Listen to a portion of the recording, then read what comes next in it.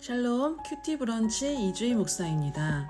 오늘 우리가 함께 묵상할 말씀은 사도행전 9장 32절에서 43절까지의 말씀입니다. 온 유대와 사마리아 교회가 든든히 서갈 때 예루살렘에 있던 베드로는 유대 여러 지역에 있는 성도들을 돌아보려 두루 다니기 시작하였습니다. 32절에서 35절을 읽겠습니다. 그때 베드로가 사방으로 두루 다니다가 룻다에 사는 성도들에게도 내려갔더니 거기서 애니아라 하는 사람을 만나매 그는 중풍병으로 침상 위에 누운 지 8배라. 베드로가 이르되 애니아야, 예수 그리스도께서 너를 낫게 하시니 내 자리를 정돈하라 한데 곧 일어나니 룻다와 사론에 사는 사람들이 다 그를 보고 주께로 돌아오니라. 마치 예수님께서 마을 이곳저곳을 다니시며 주의 백성들을 돌보시는 모습을 베드로의 모습에서 생각나게 합니다. 베드로는 두루 다니며 하였던 일이 성도들을 살피는 일이었습니다.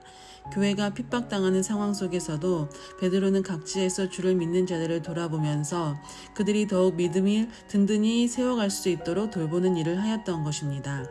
내가 있는 곳에서만 나의 신앙만 생각하는 것이 아니라 함께 멀리 떨어져 신앙생활을 하는 자들을 돌아볼 수 있는 마음이 우리에게도 있었으면 좋겠습니다.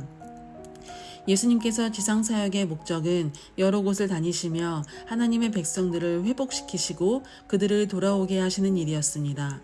베드로도 그러한 사명을 가지고 순회 전도를 하는 중이었던 것입니다. 하나님의 마음을 품고 예수 그리스도께서 하셨던 사역들을 기억하며 자신이 무엇을 어떻게 해야 할지를 찾아내고 있었던 사람이었습니다. 나의 자리, 내가 익숙한 곳에서만 머무는 열심이 아니라 두루 다니며 주변에 함께 가야 할 사람들을 두루 살펴볼 수 있는 그 열정이 우리에게도 있었으면 좋겠습니다. 그러한 열심 가운데 하나님께서는 애니아라 하는 8년 된 중풍병자를 만나게 하셨고 그에게 베드로는 예수님께서 하셨던 말씀을 애니아에게도 하면서 그를 회복시킵니다. 그때 베드로가 했던 말은 예수님께서 너를 낫게 하신다, 내 자리를 정돈하라 선포하였던 말이었습니다. 베드로가 전하였던 것은 자신의 능력과 자신의 이름이 아니라 예수님의 이름과 능력이었습니다. 오랫동안 누워있으면서 예수님을 만날 수도 없었고 예배하러 갈 수도 없었던 애니아에게 예수님의 능력이 찾아왔던 것입니다.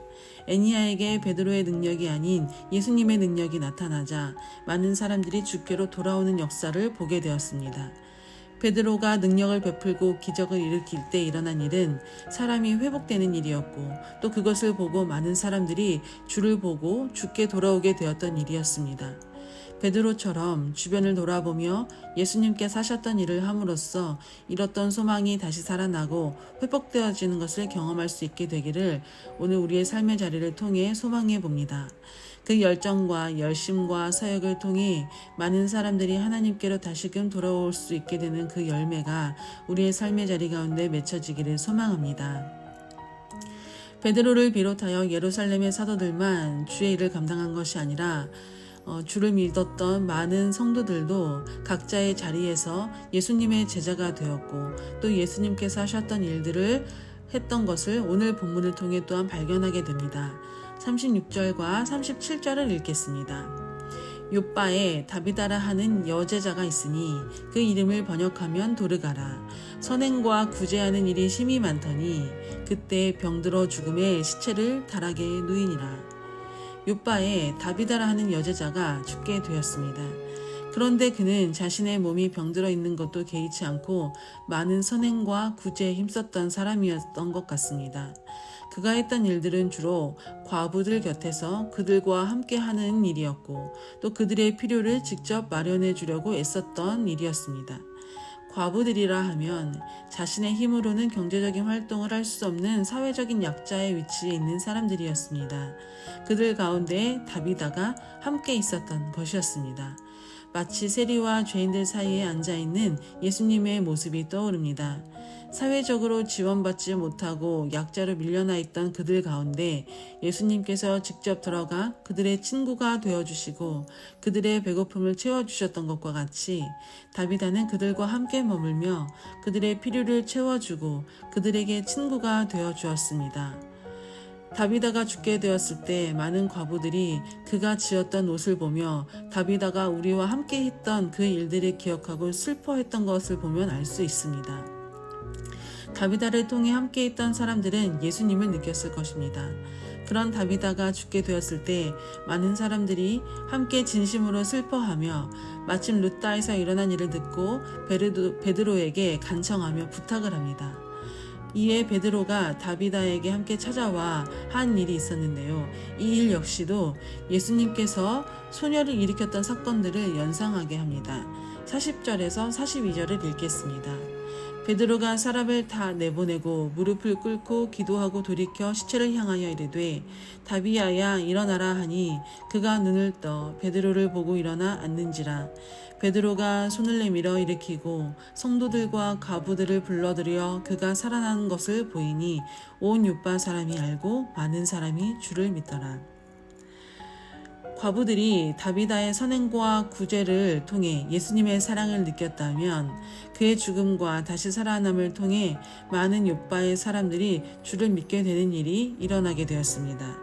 베드로 역시도 예수님께서 하신 능력을 다비다에게 베풀었을 때 다시금 다비다가 살아나게 되었고 많은 사람들이 그동안 들었던 예수님의 능력을 보게 되었습니다.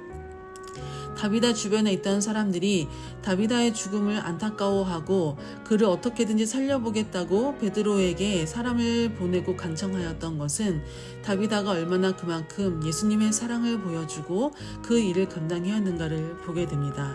자신의 삶을 돌아본 사람이 아니라 자신의 주변을 돌아보며 그를 위해 헌신하였던 것을 우리가 보게 됩니다.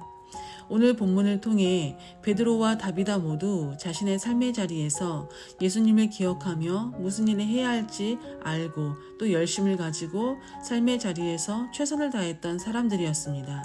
주변을 돌아볼 수 있는 마음이 누구보다 있었고 그 일을 통해서 많은 사람들이 예수님을 생각하게 하였고 또 하나님께서 만나게 하시는 그 일들을 통해 예수 그리스도의 이름과 능력을 전하여 많은 사람들이 주께로 돌아오고 믿게 되는 일들이 베드로와 다비다를 통해 일어나게 되었습니다. 오늘 하루 내 경계를 넘어서 예수님처럼 베드로처럼 다비다처럼 주변을 돌아보고 그들에게 예수님의 마음으로 다가가고 함께 그 아픔을 공유하며 위로하고 그들의 친구가 되어주며 그들의 삶의 자리를 함께 아파하며 기도할 때 하나님께서 하시는 그 모든 일들을 우리가 경험할 수 있게 되기를 소망합니다. 기도하겠습니다. 사랑하는 주님, 예수님이 계시지 않지만 예수님께서 보내주신 그 성령으로 충만한 삶을 삶으로써 예수님께서 품으셨던 그 마음과 하셨던 그 모든 일들을 마음에 담아 또 그 삶을 닮아서 베드로처럼 다비다처럼 주변을 돌아보며 두루다니며 예수 그리스도의 복음과 그 능력을 전할 수 있는 우리의 삶의 자리가 되게 하여 주옵소서.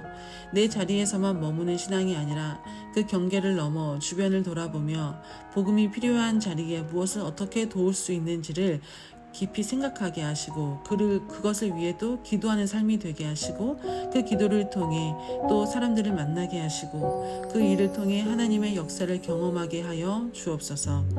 감사드리며 예수님의 이름으로 기도드립니다. 아멘.